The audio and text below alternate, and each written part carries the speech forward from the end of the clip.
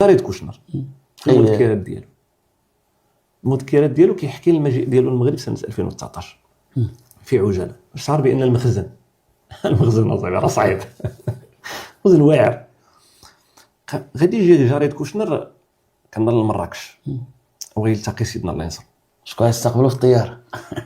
لا دابا باش دابا شوف الملك والمحيط ديالو كيفاش كيفكروا في جاريد كوشنر. كيعرفوا بانه كاين كما قلت لك كما قرينا انا وياك في العلاقات الدوليه داك ليكول بيهافيوريست المدرسه السلوكيه كيدرسوا داك السلوك ديال الانسان وشو كيخبشوا المخزن. ولقى بانه جاريد كوشنر تعرض في وقت الاوقات لون ديبرسيون بسيشيك.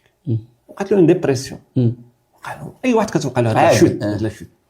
شكون اللي دار له لاكومبانيمون في داك لا ديبرسيون؟ واحد حاخام هو اللي بدا معاه غادي بقى عنده عزيز.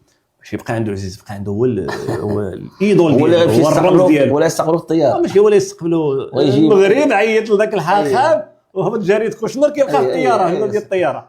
قال لك انا تما قال لك كاع لي بارامتر ديالو تخربقوا. وجاو داوه لواحد الولي من اولياء الله الصالحين يهودي تا هو جاريد كوشنر تا هو يهودي. ومشى زار ذاك المقام.